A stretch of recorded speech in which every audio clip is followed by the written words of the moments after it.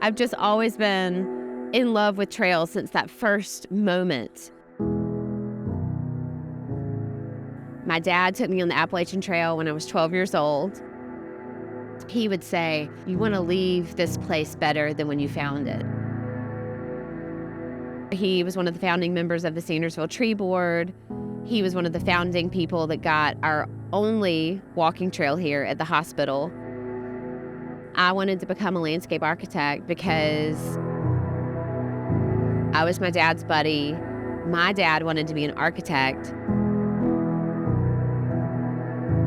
Back in 2018, he was on his tractor actually clearing a tree off of a trail on our farm, and the tree came back and hit him, and he died on the tractor that day. And as soon as my dad was gone, I had a huge revelation that I needed to make my life count. And so all those visions I'd always had of knowing that my small town was great, always wanting to come back here, how do we make this space a place where other people want to come back? It always, for me, revolved around trails.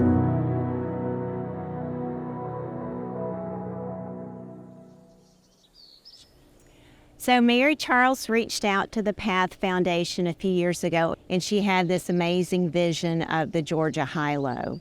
After building over 315 miles of multi-use trail in the past 32 years, we've experienced a little bit of everything, and we're bringing our expertise to be able to do the master planning for their regional vision. The Georgia High-Low Trail is a proposed 211-mile trail to connect to the Firefly Trail, which is currently being built from Athens to Union Point, 39 miles. We would connect to where it ends in Union Point and take it another 211 miles. It's not only connecting these huge cities, but it brings life into these small towns where people who live in those towns have a third space to go to explore, to meet new friends, and to enjoy their life in the small town. As we go to community leaders, we go to county commissioners and mayors and city councilmen and ask them to help support the plan for the Georgia High-Low Trail through funding. You know, most of the small towns are saying we needed this 30 years ago.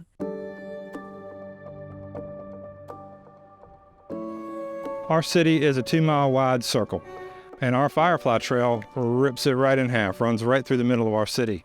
And what we're doing as a city is connecting all of our subdivisions, neighborhoods, schools, auditoriums, post office by sidewalk to the Firefly Trail. So everything in the city will be connected.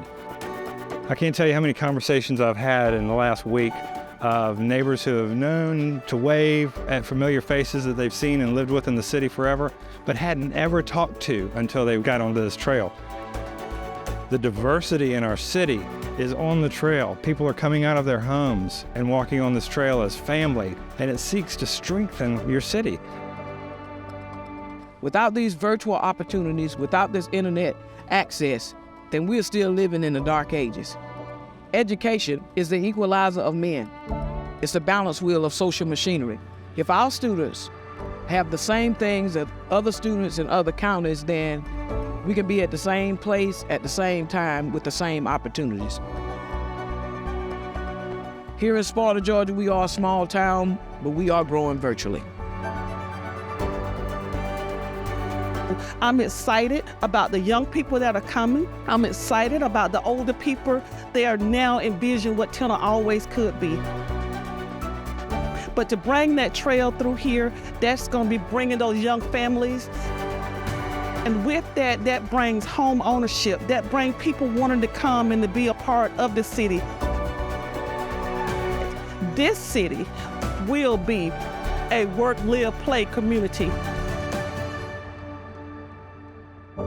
When we built the Silver Comet, we saw new restaurants come in, like at Rockmart, Georgia, and really cater to some of those trail users.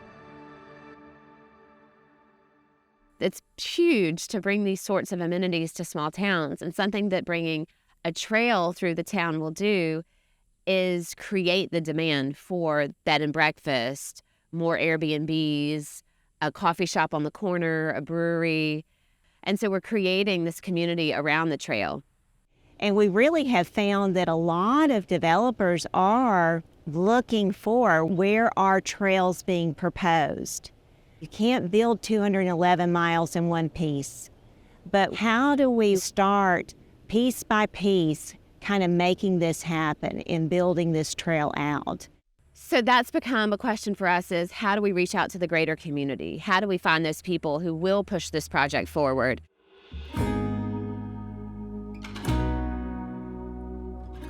This has been my third time. One of the things I really enjoy about the ride is the fact that it really does kind of take you through a lot of these old towns that you never get around to seeing if you're just out on your own.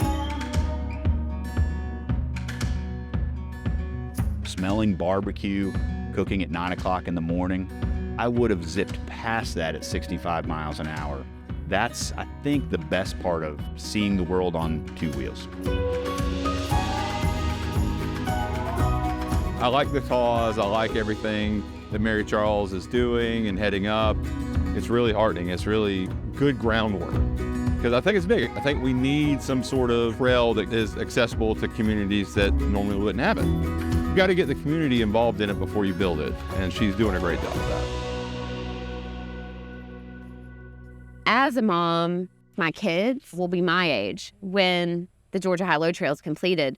But I think it's such a shame that they miss out on, exploring on a bike and being out in the woods right now. A whole generation would miss that. So how do we serve those kids right now while we're getting the word out and the passion about the trail out? So the idea of how we do that, the solution is Kids Bike League. Even for me, as a landscape architect, as someone who is used to going and working with public leadership, private owners, and having that trust as someone who understands the land, finding the pieces of land for us to use for Kids Bike League was a challenge. So you may see, I don't know if you see some of the trails stuff behind, but none of this was here. It was all overgrown. The park had been closed off. This was something that Georgia High-Low came to us with. Miss Mary Charles Howard presented to us. It was something that we've been lacking a lot in our parks, is getting kids out. And so when she said, hey, we'd like to come to your town, we jumped right on it. We said, this gives us one excuse to get out and do some trail work on our parks. Trees were cut down, we've cleared trails, and then to see our local kids get out. And this is just the start. I mean, this was a great jump start for our project to turn this into something for families to come out and enjoy now. It just seemed like there were some barriers that we could help fix if we could just have the bikes for the kids and a safe space for these kids to ride in. And I just knew I couldn't do it by myself. I spent so many days out in the woods riding my bike with my friends, and it's really important for a kid to get out there, and have a sense of adventure and exploration. And I know it did me good. 47 years later, I know that. Well, at the root of our foundation is having kids challenge themselves, and then in mastering something, grow their self-esteem. This is how I grew up. I grew up in Hepzibah, Georgia, and everything that I learned in business, I learned from my small town. And so to me, I think having this opportunity to partner with Mary Charles and to help some of these smaller communities like where I grew up, that's what it's all about. The funding that we got from the Chestnut Family Foundation allowed us to really open up the possibilities on Kids Bike League. What we were able to get with that grant funding is 3 enclosed cargo trailers, racks to hang those and outfit the trailers so the bikes could travel safely without damage, food for camp, 60 of those bikes. And she told me she needed 50 bikes by June, and I was like, you're crazy. There is a worldwide bike shortage going on, and we can barely get enough bikes for us. But I could see she was definitely a person with some drive, so I'm like, okay, I'll do it. I'll find them.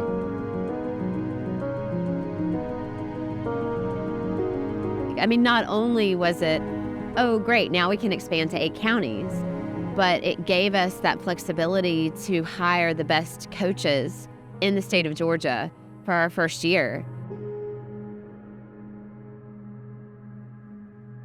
It's rare to find a cyclist and a youth mentor. Those two dynamics are a rare commodity. You have to exemplify that perfect role model. And I think that's what separates cycling coaches from any other coach.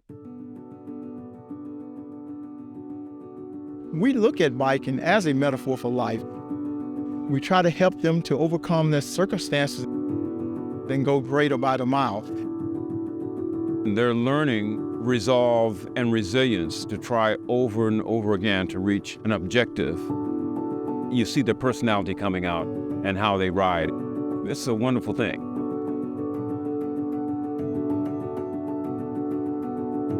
I came to the Dream Team at their annual board meeting in February of 2022. I was just going expecting to get feedback on what Kids Bike League needs to do this year.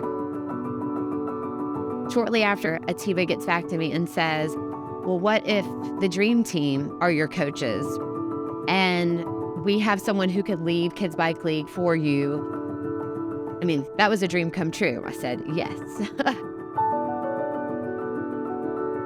So I've been a Dream Team coach and volunteer since 1997. Every Dream Team coach has that passion to reach as many young people as possible. So the opportunity for Dream Team coaches to go into different communities was very exciting. From day one, I said I want to be a part of that. I think it's a great opportunity to just meet more kids and connect with more kids and just get out and play. As a kid, I didn't have Kids Bike League, so it's nice to come out and give other kids the opportunity to experience that. Teaching one young lady to pedal, hearing her yell out, "I did it," just blew me away. I was like, this is where we need to be. This is what we should be doing. Without the Dream Team, it just wasn't possible. It's not a one-person thing. It takes a community. And we are so lucky to have found the best community in Georgia that has all this experience to help us serve the kids at Kids Bike League. We have a shared mission to get kids on bikes that otherwise would not have that opportunity. Tapping those kids who might not see themselves as leaders and showing them that they can do this. Reaching young people that never thought they could have that kind of experience and getting to achieve the I did it moment. That's why I do Kids Bike League. That's why I'm a Dream Team coach. Because I want to hear young people saying, I did it.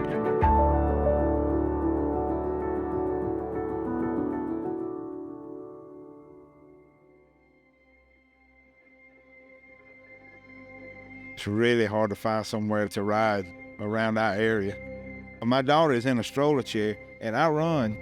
We have to go to the airport on the taxi runway to go run. There's kids in these towns I see that can't ride their bicycles. Kids need to be able, any color, any background, to go outside and run and hike and bike and not be scared. Access to public space in these rural towns is really limited. Cities and counties have pieces of land. It's just that the question has never been asked, what spaces do you have that the public can use? Can you imagine getting on your bike, walk out your dorm room, your UGA in Athens, and ride to Savannah? And every town along the way, getting people to come together as a community, seeing your neighbor, that to me is why we're doing what we do. Cities like ours can be reborn through these trails. If we can get more trails for these kids, this community can grow a lot bigger with the cycling. Kids Bike League is big because if you can get a generation of kids on a bike, they're going to want a trail. When we're done, we want to leave this world better than when we found it. We now have in 8 counties created trails so that no longer is rural Georgia this desolate land of no infrastructure for kids to get outside and play.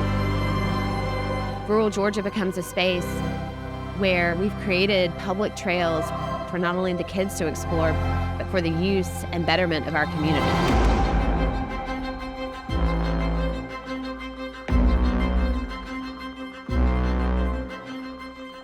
A stands for air, B stands for brake, and C stands for chains.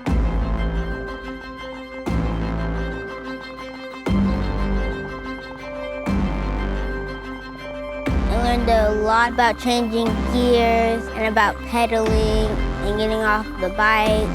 We ate this plant that tastes like boiled peanuts. I hope I get to ride every single day.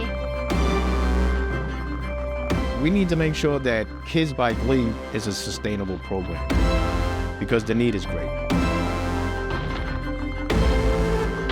In order to make this program sustainable, we really have to recruit those local people who want to say, we want this in our community, we need this in our community, and I'll step up to make it happen.